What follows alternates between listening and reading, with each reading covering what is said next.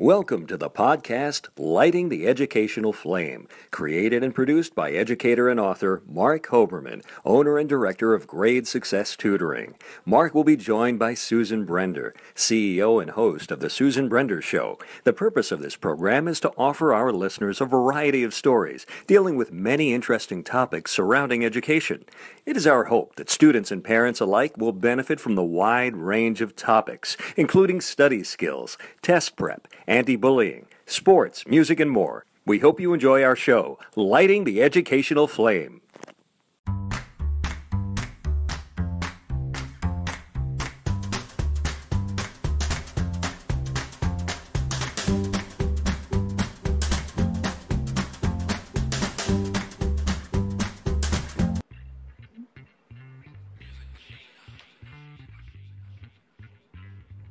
Hello and welcome to the video podcast, Lighting the Educational Flame, brought to you by Grade Success Education on the NETV network. I'm Mark Hoberman, and my co-host today is Susan Brender. Hi, Susan. Hi there, Mark. It's just such a pleasure to be with you again. And I want to tell you that I'm so delighted that you brought on such a great star for our show today. I certainly did. Today, our very special guest will be R&B award-winning recording artist Ny'a. Ny'a, welcome to Lighting the Educational Flame. Hey guys, thank you so much for having me. It's a pleasure to be on your platform. So good to see you. Ny'a, I don't want to shortchange you. I really wanted to mention all of your awards. We don't have that kind of time. Oh, come on. Understood. So, listen, yeah. I'm humbled by it all, Yeah. trust me. Yeah, so suffice it to say that Ny'a is on the list for all-time #1 hits by a soul recording artist. She shares spots with the likes of Stevie Wonder, Aretha Franklin, Usher, Michael Jackson, and more. Boy, to have your name in the same sentence as those names, I would kill for that just for a minute. Yeah. Yes. So Ny'a, could you tell us how you got started actually in the music industry? Well, seriously, starting, I would say it was probably my junior year in college. It wasn't like I grew up saying, oh, I want to be a singer or a performer. I'm actually a basketball player, so I was really into athletics. My shift changed when I started doing things like talent shows and fashion shows, and I was singing at little clubs and things, and people were like, oh, you have a nice voice, you should do this, blah, blah, blah. So before you knew it, it actually was my husband, Eugene, who was like, listen, you need to take this really seriously. You really do have a lot of talent. He was like, you have the whole package. So it was from that moment on, he invested his time and his faith and everything in my career, and we started our own label because we wanted to be independent, because I think personally that's the best way to go. So we started our independent label called Ny'a R B Records, and we had a partner, so to speak, a silent but not so silent partner, and we took off from there. And we, before we knew it, we had an album in 1996 called Embrace that went gold worldwide, and it was a success. I mean, I toured and had videos on BET, all that good stuff that was happening. And then I just kind of like took a break for a little bit. I just wanted to spend some time with my family. It got a little hectic, and I had to pump the brakes and just, refocus. And at the same time, keep in mind, I was coaching. So, basketball. So, yeah, it was a lot on the college level. So it was a lot. So I focused on coaching and just being a mom and wife and just, then I got an itch. And I put out singles here and there. And I got introduced to Kenny Black, the Music Machine, from my husband. He had known him for some time. And we started putting out singles, like I said, here and there. And before you know it, and I think I met him, officially in 2014. Before you know it, we're a single, and another single, and another single. And he's like, Ny'a, we might as well just do an album. Right. I said, well, I wasn't doing it for that purpose at the time, but it felt right. We worked really well together. So before you know it, we had an album done in about a year. And it's called Something for Everybody. That was released, and it was on all. It still is available on all digital platforms. And from that, as you said, I had a lot of success, from You Don't Know to Men, featuring myself, featuring Kenny Black, and I mean the list just goes on. And now, as you see, currently We Are Strong. So I'm sometimes I'm overwhelmed because it's a lot to keep up with, but it's a blessing because that's what you do it for. I'm not doing it for the recognition. I'm still an independent artist, but I'm enjoying myself along the way. Oh, that's great. Now, and you mentioned Eugene. So I don't know if people know it, that Eugene is not only a motivational speaker, but he is an educator. Yes, And, he is. And a good. yeah, I'm sure. I've spoken to him several times. He's a very excellent one, Yes. a teacher's teacher. Yeah. So, and speaking to him also, I never realized that you were a coach. So that's education as an educator also. So what's your connection between music and education? Between music and education, I think people listen to music more than they probably watch TV, right? So I feel like when I write songs that I write, because I do write all my songs, I need there to be a message in the music, whether it's about love, whether it's about finances, but it has to be a realistic message, because nowadays the youth, they don't subscribe to TV. They listen to what's on, the streams and what's going on in the ear. So I think that's the connection. If you got something hot, like they say, oh, that's hot, I like that. They might like the beat initially, but before you know it, if the words make sense, they're going to start to pay attention to the words and what you're talking about. And so that's where my connection is. And I try to stay current as possible. I'm not trying to take it back to the 1990s. You have to keep current or else you're going to lose the youth. Ny'a, you are a Black woman, which is absolutely wonderful. And you actually have been very successful recording. And I want to actually understand, what are the obstacles you had to overcome to get where you are today? Because let me tell you something, it's not easy. And you're in a profession that is very difficult to reach the planes. I'm calling it the planes, which is the zenith of music. Right. So as a Black woman, how has it basically affected you? Well, to be honest with you, like I mentioned earlier, because we have our own label. Now, keep in mind, in the 90s when we started, we had some financial backing. So it was an independent label that we had with a major distributor, which made us almost like a major, but we still made our own decisions. Now, the finances aren't the same, but the platform is. So it hasn't been, it's been difficult, but I still get to choose what I want to do when I want to do it. Now, I do know that it is a little bit more difficult now because you, as a woman, period, to be very honest with you, right. If you go in as a young woman to this entertainment business and you think that you're going to hold on to your independence, that's very hard to do, especially if you sign to a label. The label will dictate to you what you wear, what type of music you sing, who your producers are, and how much money you make. And that's across the board. It really has nothing to do with the skin color. It's just the way it is. Yeah. And I would tell any artist that at any point, if you can survive independently, depends on what you want. If you want the fame and fortune, then that's what you sacrifice. And that's just being honest. If you want to, pave your own way, then you have to do it chugging along, so to speak. Yeah, I hear you. Mark, I'm just interested, she sounds, and I'm sorry I'm using the word she, I'll call you Ny'a. It sounds like the perfect inspiration for young people, especially people in their teens, because a lot of them are wonderful artists. They do all kinds of art. I'm talking about writing songs, I'm talking about singing, dancing, you name it. And she is an inspiration. So I want to ask you, Mark, to ask her a question about who inspired her. Right. Well, and it's funny because then that will feed into Ny'a and I did some work together and who she inspired. So before we know who you inspired, who inspired you? Well, to be honest with you, it was my mom. And I know that sounds like, the traditional saying, but really she introduced me to R&B, real R&B music. And in that was a message in everything when it came to Sam Cooke, Diana Ross, just Marvin Gaye. If you listen to a song from Marvin Gaye right now, What's Going On, that applies to what's going on right now, right? So although I'm younger, obviously, but my mother paved that platform for me to understand that music connects to people. It's supposed to connect to people. And she kept me in the world. She was a very smart lady. She wasn't educated, but she was smart. She paved her own way. She's an African-American woman who bought her own house in Westfield, New Jersey, which was unheard of in the 70s. Yeah. Unheard. Oh, wow. unheard of. But she said, no, I'm going to buy this house because I want you to have a better education. So that's the kind of woman she was.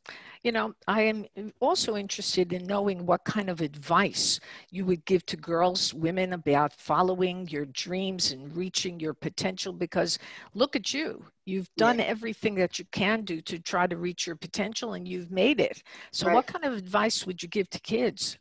Take it slow. Because I know we're in a world now, even in this pandemic, we still want to move fast, right? We still want to go. We still want to do our own thing. We still want to do I. You have to take it slow, and you definitely have to have a game plan. And if you have a solid game plan and you let nobody knock you away from that game plan, you're going to be okay. You're going to have some missteps because that's just life. But if you stick to the game plan, you'll be just fine. It's going to take some time, but you have to be patient and believe in yourself. And there's going to be people that tell you you should be doing it this way. You can't sing it that way, or you can't write that. Do what feels right to you, because that's the only way you're going to be successful. Yeah. That's some great advice, Ny'a, but I have to tell you, I don't know if you realize it. You went from Ny'a, the musician, to the basketball coach. I thought I was about to run out and have to score the winning basket. Got me nervous. Let's go. I don't help it. So when we talk about who inspired you, so now I want to tell our viewers and Susan, who I know for a fact that Ny'a has inspired. So I want our viewers to know that I had the honor to work with Ny'a. I created a Common Core aligned curriculum study guide to accompany her #1 song that just came out, We Are Strong. It was already taught in a high school in Rockland County, New York, Spring Valley High School. And can you tell us, Ny'a, why you wrote We Are Strong? Then we'll get into the people who were so touched and it resonated with them. But I know it's so close to your heart. What made you write that song? I think it was right during the time when I know in Jersey, we shut it down. There was a shutdown. Like before I went to work, I never forget the day, I think it was a Thursday, and we were talking. I said, I don't think I'm going to see you guys again. It doesn't sound like we're going to be able to come back to work. And sure enough, we were shut down. And so I think it was in maybe early June, you know, I started to watch more news because I work very early and I have long days. You know, like I told you, we all go, go, go. I was part of that go, go, go. So I finally sat down and I was watching a lot of news and I'm like, wait a minute. So I think it was first Breonna Taylor, the story of her. And I was like, wow, that sounds crazy. And then you see the video of Ahmaud Arbery. And I'm thinking to myself, oh my God, I can't believe that I'm watching this and I'm actually seeing this. I can't imagine what that his mother feels like right now. I have 2 sons. I can't imagine how strong do you have to be to stand up every day now and deal with the fact that your son was just murdered, shot down in broad daylight for no apparent reason. So the song that I was going to release was a more upbeat love song about, oh, I love you so much. And I switched gears completely. And I hadn't been in the studio. I was a little bit apprehensive about going into the studio because of the time. So I just started writing the song. I used the guitar band to kind of put the lyrics together. And I sent it to Kenny. And I said, listen, I know it's going to be a while, but I need this to come out now. Like I need this for people to hear because, you know, if you listen to the lyrics, it's everything that we are. And it's not just African-American. We need, you know, our Caucasian brothers and sisters. We need our Hispanic brothers and sisters. We need everybody to pull together in this. So as a nation, we are strong. We've been through this before. I might not have been born, but we have been through this before. And it's like time, it's repeating itself and it's got to stop. So this was a motivational, but still inspirational at the same time. Yeah, absolutely. I'm glad you said inspirational because as an English teacher of over 3 decades, I kind of knew what questions to ask. Right. You could ask 20 people, as we did, certain questions, and the responses to the questions about the lyrics are never the same. But I'll tell you, Susan, they were powerful. Authentic. They were authentic and they were disturbing in some cases. Yes. You got, you know, several in particular that really touched Ny'a. That, you know, to know that, hey, I made this song. It's great to know that someone say, hey, I heard your song and I really liked it. That's one thing. But Ny'a, walk us through your thought process and your emotions when you saw the responses of teens, in many cases, African-American young girls, 15 to 16, and how they answered and how it resonated with them. your Well, I've always believed that the teens at this point where we are today are the lost people. There's, we're always at the, the youngins, they get all the attention. When you're a young adult, you're in college, you're doing your own thing. It's just certain from like 13 to 17. It's almost like, you gotta go find it out for yourself almost. So to hear that how they opened up, it could, because they don't. If you know any teenagers, it's hard. It's hard to get them to open up. It's extremely hard. They poured their hearts out on the paper, and some of them are going through a lot. And so sometimes you need that. You need to purge, whether it be on paper, whether it be vocally, but they don't always get an opportunity to do that. So I was thankful that Mark even asked me to be a part of this. I thought it was a great idea. I had no idea that it was going to be such raw emotions put on paper. Mark, can I jump in and can I say to Ny'a, Ny'a, music is such a wonderful thing and it transforms people in ways you can't even describe. Is that something that that resonates with you when I say that? Transforms you in different ways? Yes, it's supposed to make you feel something, whatever that time is or whatever that time was. When I write a song and we put a song together, myself and Kenny Black, I want it to touch you. Whether it's a happy touch, a sad touch, inspirational touch, but it should touch you, absolutely. And I want to point out the timing of it. I think it would have been powerful anyway, but when Ny'a says they don't get a chance to express it, the reason why I was so adamant about getting it into the classrooms was that this was in June. There were only 2 days left of school. Right. And it was virtual. It's hard to get any student into class. The last 2 days of school. It's impossible to get students online in class the last 2 days of school. But 3 days before, we said, we got a record that's going to drop, and you're the first people to hear it. And Ny'a was nice enough to give us permission to let them hear it. And I said to them, we're trusting you guys. You're going to love this song. We don't want it all over your social media today. Let her drop it first. I couldn't believe it, but they all went on and they did it. And these were people who saw the murder of George Floyd and all these things over and over again right in front of them. But they normally can go back to school and to talk to their teachers the next day and ask for assistance. I'm so raw from what happened. This is so emotional. They couldn't do that. So Nya'a's song, Nya'a's lyrics, the lesson we put together did that for them. So it's important to know the timing of this and how this lesson took place virtually. We want to do it this year virtually and in school. And Ny'a has contests where if it's somewhat locally, she'll go in the winning school to win certain contests. We'll get to speak her on Zoom, maybe even something in person. So there's some great things. She's giving of her time and of her life and of her expertise in this. So it's really a phenomenal thing to happen in the classroom. Right. I'm going to jump in again because this is what I want to ask you, Ny'a. Music is like poetry.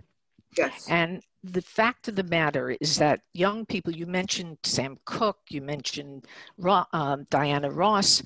Do young people understand how wonderful they were? And now, explain that to my audience or to our audience, because that was such a great time for music. And now I don't know how people are dealing with it. I want to get your ideas and your opinion about that. I think the last musical generation was probably in the late 90s, where music was really authentic and still raw and still meant something. Right now, if I play one of my songs, I listen to everything. I listen to, pretty much everything, because you have to. If you're going to be in the business, you have to know what's going on. But if you put on a song, let's say if you put on the original, let's say Marvin Gaye, and then there was a piece from the Marvin Gaye song that was put on maybe Lil Wayne's rap song, but they won't know the difference. They would never know that that part of their music they're listening to is from the original of a Marvin Gaye song. Whatever I try to teach, I want to let you, there's a connection in everything. You have to know your history if you're listening to it. That's the way I feel about it. You have to know where this is coming from.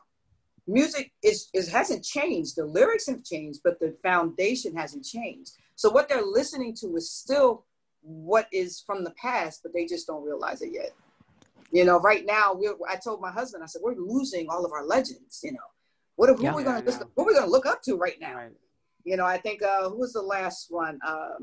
Well, Aretha passed away Aretha last year Franklin or was so. right. Yeah, I was pretty much, I was, oh my God, who do we have left? You know, I start counting down, you know, I'm like, oh my goodness, you know, but it's the truth. So who next to pass the torch, so to speak. So, you know, hopefully that, I don't know if R&B is dead or not, but, you know, I'm trying to keep it alive in a sense. So, and every time I try to teach them where the history is when I get an opportunity. Yeah. Well, that's why I'm so adamant about music being part of the school curriculum, and right. why Nya'a's song and the study guide should be part of the curriculum. It fostered such discussions. It was so powerful. Yeah, amazing. I don't normally see. But Ny'a, you mentioned wanting to keep it alive. So how can our viewers learn more about you and what you do in your music and any upcoming events that we should look for? Well, I got something major, but I can't announce it yet, so because it's not really official. But I definitely will keep you posted. In the meantime, you can hit me up, as they say, hit me up on my social media at Ny'a Nation for Facebook, NYA Nation Facebook, and I have a website at www.nyanya-napoleon Napoleon.com. That's my actual website. You can click on that, and it has pretty much all my information. It also have updated information of the information that I can't share with you. You can't tell me. Yeah. I shouldn't said anything, right? Yeah. And, you know something, Ny'a? I just want to tell you, Mark, when he told me that we were going to do an interview with you, I didn't really know about you, and now I am so delighted that Mark has introduced you to our show, which is, yeah, it's wonderful. You are the most intelligent, most interesting woman, and I really appreciate the fact that Mark got you on the show, and thank you very much. No, you're more than welcome. I thank you guys, honestly. Oh, well, Ny'a, really, such an inspiration. Susan and I can't thank you enough for spending time with us and sharing your incredible story with us. Thank you so much. To the viewers, remember to reach out to us on social media. As Ny'a said, you can hit us up. Look for Great Success on Facebook and Twitter. We would love to hear from you. You can find me, Mark Hoberman, on LinkedIn. Again, Ny'a, thanks for being with us. And Susan, as always, thank you. And you're quite welcome. Viewers, don't forget to tune in to our next podcast. This is Mark Hoberman thanking you for watching the podcast, Lighting the Educational Flame, on the Great Success Education channel on NETV. Have a great day, and we hope to see you soon. Ny'a, thanks so Ny'a. much. Take care. Nice. Thank you so much. Thank you. Thank you for listening to Lighting the Educational Flame with Mark Hoberman. To contact Mark, email him at info@gradesuccess.com.